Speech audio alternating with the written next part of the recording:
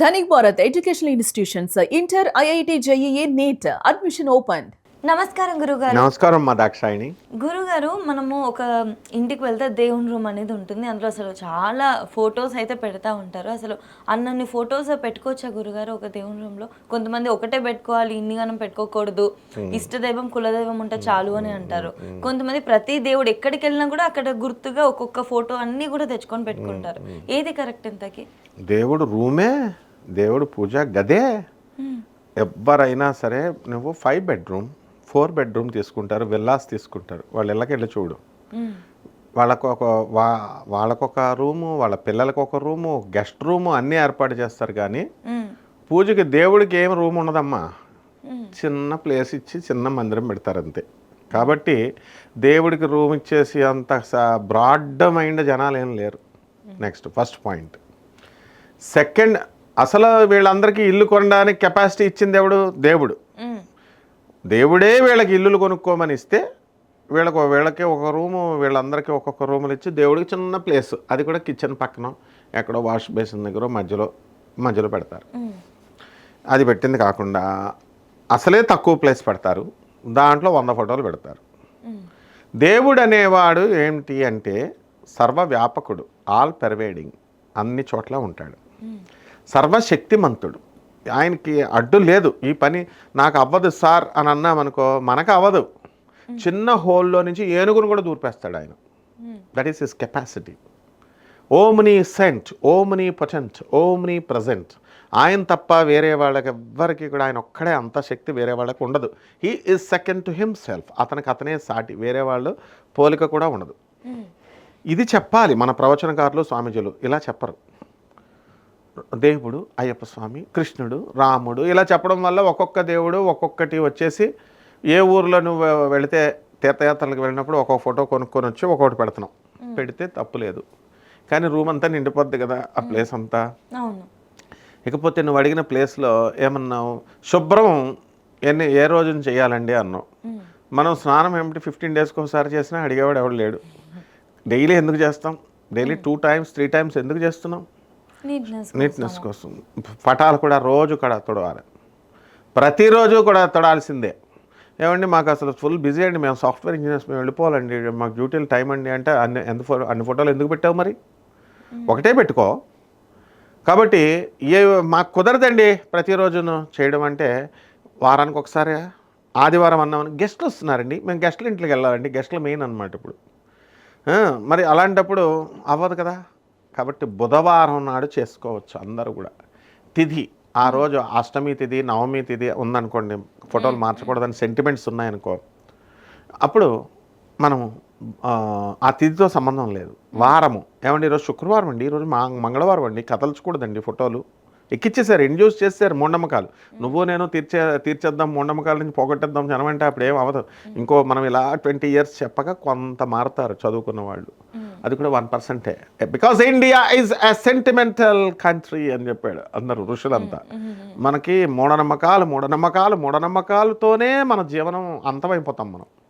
ఇకపోతే తిథి అయిపోయింది, వారం అయింది. నక్షత్రం ఏమండి, మూల నక్షత్రం అండి బాబు, చాలా డేంజర్ అండి, మామగారు చచ్చిపోతాడు బాబాయ్ కదిపితే. ఏమండి ఈరోజు ఆశ్లేష నక్షత్రం అండి, అత్తగారు టబీ అండి, ఇవన్నీ ఉంటాయా గురుగారు? చెప్తున్నారుగా. మరి అంతా మూఢనమ్మకాలు ఎక్కిచ్చేసారు ప్రాచీనులు అంతా, చదువుకున్న వాళ్ళు. అందుకే కదా మూఢనమ్మకాలు స్లోగా చేస్తున్నాం. ప్రభాత్ రంజన్ సర్కార్ డాగ్మా సెంటర్డ్ ఫిలాసఫీని తొక్కేశాడు ఆయన, మూఢనమ్మకాలు ఉండకూడదని. స్వామి వివేకానంద తొక్కేశాడు, మూఢనమ్మకాలు ఉండకూడదని, నరికేశారు వీళ్ళంతా. ఆదిశంకరాచార్యులు వారు, రామానుజాచార్యులు వారు వీళ్ళు మూఢనమ్మకాలు తొక్కేశారు. మూఢనమ్మకాలు పెంచలేదు వీళ్ళంతా జగద్గురువులు, మామూలు గురువులు. ఇప్పుడు ఉన్నటువంటి యూట్యూబ్ గురువులు, బయట ఆశ్రమాలు పెట్టుకుని ఉన్నటువంటి వాళ్ళు, వీళ్ళందరూ కూడా ఒక్క మా గురువు గారు భారతీతీర్థ స్వామి వారు తప్ప ఆయన మూఢనమ్మకాలు మొదటి నుంచి కూడా అతీతం, ఎంకరేజ్ చేయరు. ఆయన ధర్మం ధర్మం ధర్మం అంతే. నువ్వేరా నాయన, నువ్వు దేవుడి అద్వైతం అంటారు. ఆయన చూడగానే మనకి ఆనందం వచ్చేస్తుంది. ధర్మం ధర్మం ధర్మం అంటారు అనమాట. సో ధర్మమే దేవుడు, ఇది తెలుసుకోవాలి. కాబట్టి ఫోటోలకు దేవుడు కాదు, విగ్రహాలు దేవుడు కాదు. కాబట్టి కాగితాలు ఫోటోలు పెట్టామా, లేకపోతే ఈ యొక్క వెండి విగ్రహాలు పెట్టామా అన్నది కాదు అక్కడ ప్రధానం. గురుగారు, ఇలాంటి పటాలే పెట్టాలి, ఇలాంటి పటాలు పెట్టకూడదు అని ఏమైనా ఉంటుందా గురుగారు? పెట్టారు, ఉన్నారు. ఇప్పుడు వారాహి ఆ మధ్య ట్రెండింగ్లోకి వచ్చింది, ప్రత్యంగరామ వారు వారాహి దుమ్ము దులిపేసింది. అందరూ హోమాలు అవి ఇవి చేసేస్తూ ఉంటారు ఇప్పుడు కూడా. ఆ విగ్రహాలు ఉగ్ర రూపాలు పెట్టకూడదు అని చెప్పేవారు. మహాకాళి, తార ఇలాంటి దశమహావిద్యలు ఉన్నాయి కదా, అవి పెట్టకూడదు. మరి పెడితే ఏమొస్తుందంటే అంటే తగిన పూజ చేస్తే ఏమవ్వదు. మనం చేయకుండా ఫ్యాషన్కి పెట్టి ప్రజలందరినీ బిల్డప్కి నేను తారాకు చేస్తున్నాను, నేను ప్రత్యంగరాకు చేస్తున్నాను అని ఫ్యాషన్గా పెట్టి వదిలేస్తే తోలు తీసేస్తుంది. కాబట్టి దేవత అనేది ఏ దేవుడైనా సరే ఉగ్రారాధన మీరు ఫోటోలు నరసింహస్వామి ఇలాంటివి పెడితే పూజ చేయాలి, నైవేద్యం పెట్టాలి, కస్టమ్ని అడాప్ట్ చేయాలి, పాటించాలి. నియమనిష్టలు అంటే మళ్ళీ ఏదో పెద్దది అనుకుంటారు వీళ్ళు జనం. నియమనిష్టలు అంటే పూజ మందిరం ముట్టుకోకూడదు, అబద్ధాలు ఆడకూడదు మొదట నియమం. ఆడకుండా ఉన్నారా ఇంత పూజలు చేసే భక్తులు? అది చేయరు. అది చేయరు. నియమనిష్టలు ముట్టుకోకూడదు. నియమనిష్టలు మాలలు వేసేసా మేము చాలా నియమంగా ఉంటాం. మేము వెళ్తూ ఉంటాం కదా పంతులు గారులతో వెళ్తూ పాలు అవన్నీ మేము పాలు చూడు ప్రాతకాలం నుంచి ఎవరింటికన్నా వెళ్తే వాళ్ళు మంచినీళ్ళు ఇస్తే మంచినీళ్ళు కూడా తాగమండి, పాలు కూడా తాగమండి, టీ తాగమండి, పాలు ఉత్తనే అక్కడికి వెళ్ళేసి మళ్ళీ మొత్తం అన్నీ చేసేదంతా చేస్తారు ఈ స్వామీజీలు వీళ్ళంతా. సో వీళ్ళు ఎక్కడో 1%, 0.1% మంచోళ్ళు ఉంటారు, అది వేరే విషయం. నియమనిష్టలు అంటే అది కాదమ్మా. నియమనిష్టలు అంటే ట్రాన్స్పరెంట్గా ఉండడం, అబద్ధాలు ఆడకుండా ఉండడం, అవి నియమనిష్టలు. కాబట్టి ఆంజనేయ స్వామి వారిని తీసుకో, ఒకే ఫోటో పెట్టుకున్నాడు రాముడు. ఆయనకు తెలియదు ఆంజనేయ స్వామి సాక్షాత్తు రుద్రాంశ సంభూతుడు, శివుడే ఆయన, సాక్షాత్ శివుడే ఆయన. మరి అటువంటి ఆయనకి తెలియదా విష్ణుమూర్తి ఫోటో ఒకటి జేబులో, తర్వాత పాకెట్లో బ్యాక్ పాకెట్లో అయ్యప్పది ఒకటి, ఇలాగ అందరికీ పెట్టుకోవచ్చు కదా ఆయనకు తెలుసు. నవవ్యాకృతి పండితుడు, చతుర్వేద పండితుడు. ఎవడగవాడే ఇప్పుడు నేను చతుర్వేదాలు ఏకంగా 4 వేదాలు చదివేశామని చెప్పేసుకుంటున్నారు వీళ్ళు. ఆయన ఒక్కడే చతుర్వేద పండితుడు. ఆయన తెలియదా మరి? ఆయన ఎట్టి పరిస్థితుల్లో ఆయన రాముడు సర్వము అంతా ఒక్కటే అని తెలిసి రాముడు ఒక్కడే పెట్టుకున్నాడు. ఇప్పుడు మనము ఆయన భక్తి ఎంత గొప్ప భక్తో చెప్తాను. ఇప్పుడు రాముల వారి ఫోటోలు రకరకాల ఫోటోలు ఉంటాయి, అన్ని 10 రకాల ఫోటోలు పెట్టడు, ఒక ఫోటోయే మనం పెట్టుకుంటాం. ఆ రాముడే, ఏ రాముడిని అయితే మనం చేస్తున్నామో అదే లైఫ్ లాంగ్ మనం పెట్టుకొని చేసుకోవాలన్నమాట. అంటే అప్పుడే కాన్సన్ట్రేషన్ నీకు కుదురుతుంది. అయ్యే సీక్రెట్స్ అంటే, షార్ట్ కట్స్ అంటే గురువులు నేర్పేది అదే.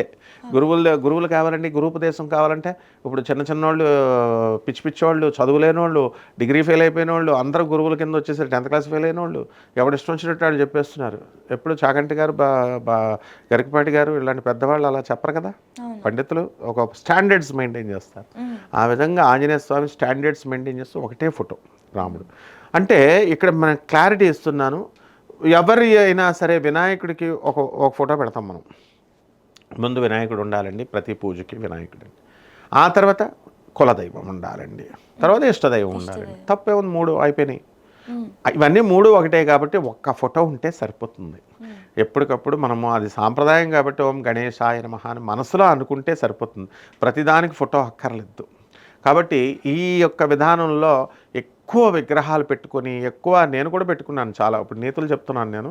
నా దగ్గర కూడా మొత్తం పూజా మందిరం నిండా చిన్న విగ్రహాలు, నా కృష్ణుడు, అమ్మవారి బోళ్ళ నుండిపోతాయి, లక్ష్మీదేవి, అవన్నీ మరి తర్వాత అవన్నీ తోముకుంటూ కూర్చొని నిద్ర వస్తుంది. మనం దేవుడి దగ్గరికి వెళ్ళేసరికి స్తోత్రాలు చదవడానికి నిద్ర వస్తుంది. కాబట్టి మనం స్వామివారిని ప్రకారం ఫాలో అయితే మన ఇష్టదైవం ఎవరు చాలు, మనం కులదైవం ఎవరు ఏదో ఒకటి, 2 అక్కర్లేదు, మళ్ళీ ఒకటి చాలు. లేదా వినాయకుడే సర్వం, మా ఆది వినాయకుడు ఆది పూజ్యుడు ఆయనే కాబట్టి ఆయన ఒక్కడే చాలు, ఇంకా మనకి ఇష్టదైవం. అలా మనం చేసుకుంటే సరిపోతుందమ్మా. లేకపోతే వీళ్ళందరికీ రోజు తుడుచుకోవడం, కడుక్కోవడం, తోముకోవడం, నైవేద్యాలు తయారు చేయడం. నేను ఒక్కొక్క దేవుడికి ఒక్కొక్కటి పెట్టేవాడిని. మరి నిండిపోయేది ప్లేట్. చిన్నప్పుడు అమ్మో వినాయకుడు చేయకపోతే చదివేవాడు, అమ్మో సరస్వతిదేవి చదివేవాడు, అమ్మో భక్తి ఉండేది. కానీ భయం with respect, love with respect అనమాట. లవ్ విత్ భయం కూడా, విత్ ఫియర్, గాడ్ ఫీరింగ్ అంటాం. అందుకే గాడ్ ఫీరింగ్, గాడ్ లవింగ్ రెండు ఉండాలి. ఆయన చిన్నపిల్లాడప్పుడు నాకేం తెలుస్తుంది, ఆయన దేవుడు కొడతాడు తిడతాడు, దానికేం భయపడేవాడిని కాదు. కానీ వినాయకుడికి పెడదాం ప్రసాదం, సరస్వతిదేవి ఎంగిల్ చేస్తుంది, అందుకని మళ్ళీ వినాయకుడికి separate, Saraswati Devi separate, Lakshmidevi separate అంటే 10 ప్లేట్లు అయ్యాయి. నేను పూజా మందిరం నిండిపోయింది. మా అమ్మగారు ఏంట్రా బాబు అనేవారు. అందుకని ఒకటే అనమాట. నేను పుట్టింది కృష్ణాశ్రమ కాబట్టి నాకు కృష్ణుడు అంటే ఈజీగా లగ్నం అవద్దు మనస్సు. మా కులదైవం వెంకటేశ్వర స్వామి ఆయనే కాబట్టి ఈజీగా లగ్నం అవుద్ది చాలు మనకి. లేదా ఇష్టదైవం నాకు Bezawada Kanakadurgamma, I'm the founder Acharya of the international society for Durga consciousness. ఇది దేనికి పెట్టాను? ఇస్కాన్ వాళ్ళ మీద పోటీగా పెట్టాను. మా గురువుగారు ఉండేవారు ఇస్కాన్లో, ఆనందమయ ప్రభు అని 3 months అయింది ఆయన కీర్తిశేషులై.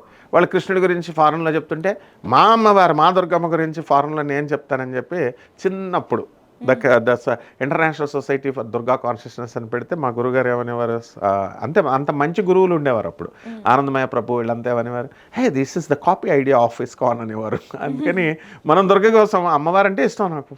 అందుకని అన్ని ప్రసాదాలు అక్కర్లేదు, అన్ని ఫోటోలు అక్కర్లేదు, ఒకటి పెట్టుకుంటే సరిపోతుంది. కానీ గురువు గారు ఒకప్పుడు భక్తిలో భయం ఉండేది, ప్రేమ ఉండేది, డివోషనల్ ఫీలింగ్ అనేది ఉండేది. కానీ ఇప్పుడు భక్తిలో మన కోరికలు నెరవేర్చడం కోసం ఒక బిజినెస్ డీల్ లాగా, ఇంకా భయంతో ఇప్పుడు ఇది ఈ రోజటి ఇది చేయకపోతే ఇలా అవుతుందట అనేది ఉంది. కానీ నిజమైన భక్తి మిస్ అయిపోతుంది కదా గురు. నిజమైన భక్తి మిస్ అయిపోయి ఒక బిజినెస్ డీల్ లాగా చేసే పూజ, వీళ్ళు పువ్వులు కొంటారు, పళ్ళు కొంటారు, ఇవన్నీ వేస్టే.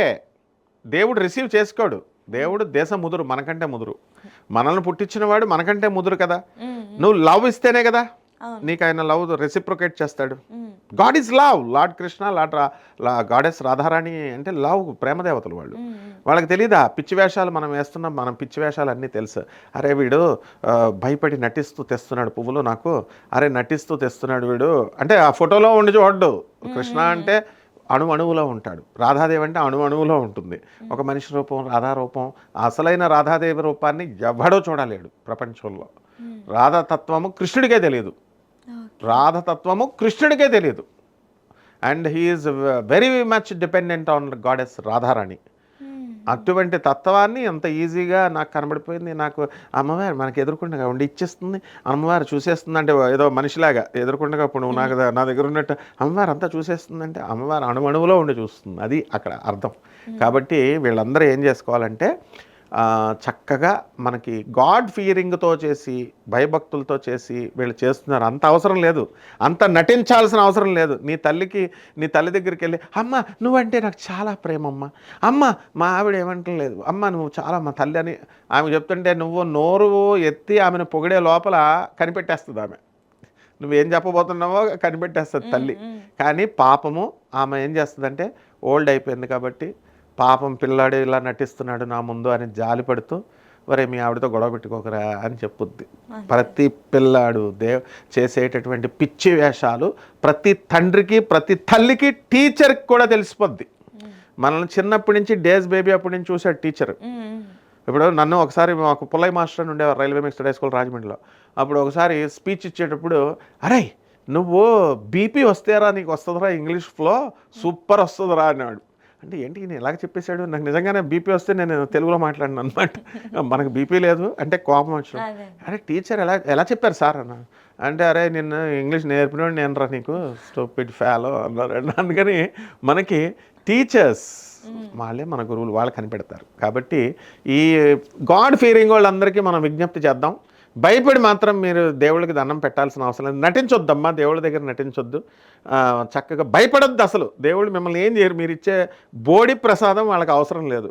పువ్వులు సృష్టించింది దేవుడు, పళ్ళు సృష్టించింది దేవుడు, నువ్వేంటి పెట్టేది, నీకు డబ్బులు ఇచ్చేది ఆ సామాన్ నేను కొంటున్నానండి షాప్లో అంటే ఆ డబ్బులు ఇచ్చింది కూడా దేవుడే. కాబట్టి ఆ నటించకుండా మీరు ప్రేమతో, న్యాచురల్ ప్రేమతో చక్కగా మీరు ఏం సమర్పించకపోయినా ఒక నమస్కారం. అందుకే కృష్ణుడు మనకి పత్రం పుష్పం ఫలం తోయం అన్నాడు, ఆకు పువ్వు పండు ఏమీ లేకపోతే గ్లాస్ నీళ్ళు తెచ్చిపెట్టు చాలు నేను ఇస్తానన్నాడు. ఇదేనమ్మా అసలైన పూజ, ఈ విధంగా చేయాలి. పటాలు ఈ రకంగా పెట్టుకోవాలి. ఖచ్చితంగా గురుగారు మీరు చెప్పిన విధంగా సింపుల్గా మనం ఎక్కువ హడావిడికి వెళ్ళిపోయి సమయాన్ని కేటాయించకుండా అసలైన పూజని నెగ్లెక్ట్ చేయకుండా ఏదైతే ఇంపార్టెంటో దాన్ని మనము ప్రయారిటైజ్ చేసుకొని పూజ చేసుకుంటే చక్కగా ఉంటుంది. ధన్యవాదాలు. ధన్యవాదాలమ్మా.